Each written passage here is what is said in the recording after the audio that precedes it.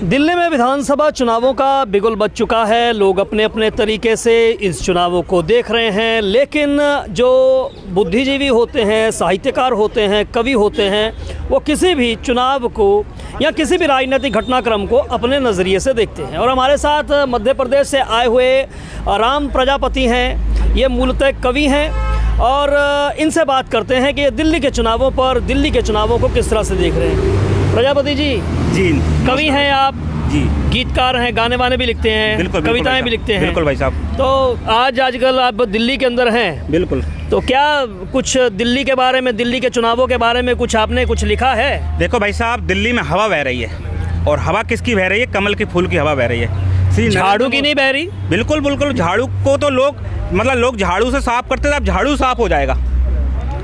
झाड़ू साफ हो जाएगा, वो मतलब कीचड़ आप किससे हटेगी? कमल के फूल से हटेगी, कमल का फूल खिलेगा। तो कुछ मैंने कविताएं लिखी हैं कि क्या मतलब किस लिए भारतीय जनता पार्टी यहाँ पर आ रही सरकार में, क्या उद्देश्य है भारतीय जनता पार्टी का, तो वो पंक्तियों के माध्यम से आपको बताना चाहता हूँ। संकल्प करो निज श्रद्धा से, दिल्ली में कमल खिलाएंगे। संकल्प करो निज श्रद्धा से, दिल्ली में कमल खिलाएंगे। राम कृष्ण की पुण्य धरा पर राम राज फिर लाएंगे। अभी हमने देखा था देश में तो राम राज आ गया है, उत्तर प्रदेश में भी राम राज चल ही रहा है, लेकिन दिल्ली में राम राज कब आएगा? तो राम राज अब आने वाला है जी। संकल्प करो निज श्रद्धा से, दिल्ली में कमल खिलाएंगे। राम कृष्ण की पुण्य धरा पर राम राज फिर लाएंगे। संकल्प करो, संकल्प करो, संकल्प करो। मोदी जी ने काम किया। आज हम देखते हैं, चाहे आप कर्तव्य पथ देखो, चाहे भारत मंडपम देखो, चाहे मेट्रो का विस्तार देखो, ऐसे कई काम मोदी जी ने काम किए हैं। मोदी जी ने काम किया, सारी दुनिया में नाम किया। मोदी जी ने काम किया, सारी दुनिया में नाम किया। डबल इंजन की सरकार दिल्ली में हम लाएंगे। संकल्प करो निज श्रद्धा से, दिल्ली में कमल खिलाएंगे। युवा शक्ति ने ठाना है, भैया युवाओं को कुछ नहीं चाहिए फ्री मिरी में। युवा तो मेहनत करना चाहते हैं, आगे बढ़ना चाहते हैं, है ना, कुछ अपॉर्चुनिटी चाहते हैं, नहीं चाहिए कुछ भी फ्री युवाओं को। युवा शक्ति ने ठाना है, बीजेपी को लाना है। युवा शक्ति ने ठाना है, बीजेपी को लाना है। लाडली बहना भैयों के सपने हो साकार। संकल्प करो निज श्रद्धा से, दिल्ली में कमल खिलाएंगे। राम कृष्ण की पुण्य धरा पर राम राज फिर लाएंगे। जन जन ने विश्वास किया। अभी हम केंद्र सरकार देख रहे हैं ना, तीसरी बार लगातार मोदी जी आए, लोगों ने विश्वास किया। अब दिल्ली में विश्वास करने वाले लोग हैं। जन जन ने विश्वास किया, दुनिया ने ये जान लिया। जन जन ने विश्वास किया, दुनिया ने ये जान लिया। कमल खिलेगा, दिल्ली जीतेगा, हम होंगे कामयाब। संकल्प करो निज श्रद्धा से, दिल्ली में कमल खिलाएंगे। राम कृष्ण की पुण्य धरा पर राम राज फिर लाएंगे। संकल्प करो, संकल्प करो, संकल्प करो। जय हिंद, जय भारत जी। प्रजापति जी, ये आपने कहा कि लगातार केंद्र में 3 बार मोदी जी ने सरकार बनाई है, लेकिन दिल्ली में आके जब आते हैं तो क्या वजह है कि वो गाड़ी पंक्चर हो जाती है, वो विजय रथ पे जो है ब्रेक लग जाता है?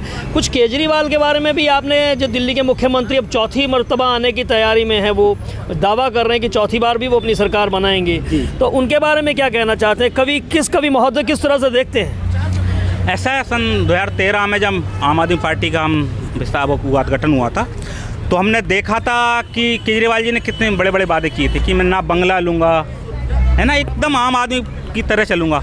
जब वो चलते थे एकदम मतलब नॉर्मल चप्पल पहनते थे, वैगनार पे। हाँ, वैगनार पे चलते थे। उनकी शर्ट भी आपने देख कितनी बड़ी थी। बोलते थे मतलब जहाँ कहीं ना कहीं देश के सारे नेताओं को चोर बोलते थे, चाहे वो शरद पवार जी को चोर बोलते थे। आज कहीं ना कहीं शरद पवार जी को यहाँ दिल्ली में वेलकम कर रहे हैं। ऐसी जो उन्होंने कथनी और करनी में, जो भी जिस व्यक्ति की कथनी और करनी में अंतर होता है ना, वो कहीं ना कहीं आगे चल के लोग उसका पर्दाफाश हो ही जाता है, हो ही रहा है। आप जो बोलते हो वो करते हो क्या? कहीं ना कहीं वो केजरीवाल जी ने बोला बहुत कुछ लेकिन किया कुछ नहीं, सब उसके उलट बोला। कहीं ना कहीं बोलो कि हम साफ स्वच्छ सरकार देंगे, सबसे गंदी सरकार आपने दी है। इससे अच्छी तो कहीं ना कहीं शीला दीक्षित जी की सरकार थी, है ना। आप दिल्ली को, यहाँ लोग उम्मीद करते हैं भाई हम अंधकार से प्रकाश की ओर जाएंगे या प्रकाश से प्रकाश की ओर जाएंगे। आपने प्रकाश से अंधकार की ओर दिल्ली को ले गए। कुछ लिखा है आपने? बिल्कुल जी, वो अभी कविता में मतलब लिखी, मतलब अभी उसका काम चल रहा है, फिर भी आपको सुना देता हूँ जो मेरे भाव हैं। सुना। घोटालों का राज बनाया, घोटाले की राजधानी, घोटालों का राज बनाया, घोटाले की राजधानी, एक के साथ एक फ्री थी, सुनो भैया ये कहानी। कभी आपने सोचा है कि भैया कहीं ना कहीं जिस दारू ने आज लाखों करोड़ों लोगों का जीवन समाप्त कर दिया, परिवारों को समाप्त कर दिया, उस दारू को आपने एक के साथ एक फ्री करवा दिया। कहीं ना कहीं ऐसे ऑफर निकलवा दिए, इतनी सस्ती कर दी है, यहाँ तक मैंने सुना होम डिलीवरी भी होने लगी थी, जगह जगह दुकान खुल गई थी। आपने कहाँ जन स्वराज की बात की थी, कहाँ आपने मतलब दिल्ली को एकदम क्लीन बनाएंगे, साफ स्वच्छ दिल्ली बनाएंगे, और आपने दिल्ली की स्थिति क्या कर दी। दारू बेची, इज्जत बेची, दारू बेची, इज्जत बेची, पहुँचे सीधे जेल में। दारू बेची, इज्जत बेची, पहुँचे सीधे जेल में। एक नहीं दो नहीं कई मंत्री पहुँचे जेल में। भैया लाइन लग रही थी, है ना। लास्ट में तो बोले कि एक और जो खास मंत्री है वो भी पहुँच जाएगा, है ना। और एक खास मंत्री उन्होंने ही बोला था, नाम नहीं लेना चाहूँगा वो कौन थे, है ना। एक नहीं दो नहीं कई मंत्री पहुँचे जेल में। फिर क्या हुआ? जनता ने नशा उतार दिया, जनता ने उस समय उनका नशा उतार दिया था। किस चीज़ का? दारू का। इसके बाद केजरीवाल जी को इस्तीफा देना पड़ा ना। जनता ने नशा उतार दिया, बिल्कुल नीति भी वापस लेनी पड़ी और दोबारा वो सीएम नहीं बन पाए। अच्छा, बनना चाह रहे थे, कहीं ना सुप्रीम कोर्ट के आदेश आ गए, काम ही नहीं कर पा रहे। कुर्सी से उन्हें उतार दिया, अब आम आदमी पार्टी उतरने वाली है। घोटालों का राज बनाया, घोटाले की राजधानी, शीश महल का महल बनाया, सुनो भाई ये कहानी। क्या बोला था? ना मैं बंगला लूँगा, एकदम सामान्य घर में रहकर शासन चलाऊँगा। भाई तुम्हारे आने के बाद इतना करोड़ों का बंगला आपने बनाया, और है ना शीश महल बोलो, और आप तुलना कर रहा है व्हाइट हाउस से। लो व्हाइट हाउस नहीं, हम तो शीश महल ही बोल रहे हैं कि भाई आपको महल इतना बनाने की जरूरत क्या थी? आप नॉर्मल जो आपने बोला था वो उस पर रह सकते थे ना। आप बोलते ना तो सवाल आपसे जनता नहीं पूछती। आपने बोला था मैं महल नहीं बनाऊंगा, मैं बंगले में नहीं रहूँगा। शीश महल सा महल बनाया, सुनो भाई ये कहानी। 1 करोड़ के पर्दे था भाई, कई करोड़ पर्दे भी करोड़ों के थे, लाखों के उनकी टॉयलेट की कहानी है ना। लाखों की टॉयलेट वाली कहानी। जनता के पैसों का तुमने, जनता के पैसों का तुमने ऐसा किया बर्बाद। घोटालों का राज बनाया, घोटालों की राजधानी, एक के साथ एक फ्री थी, सुनो भैया ये कहानी। फिर क्या हुआ? हमने देखा यहाँ बारिश होती तो बाढ़ आती है ना। यूपीएससी की जो भैया हमारे छात्र तैयारी कर रहे थे, उनके देखो कितने बच्चों की मौत हो गई।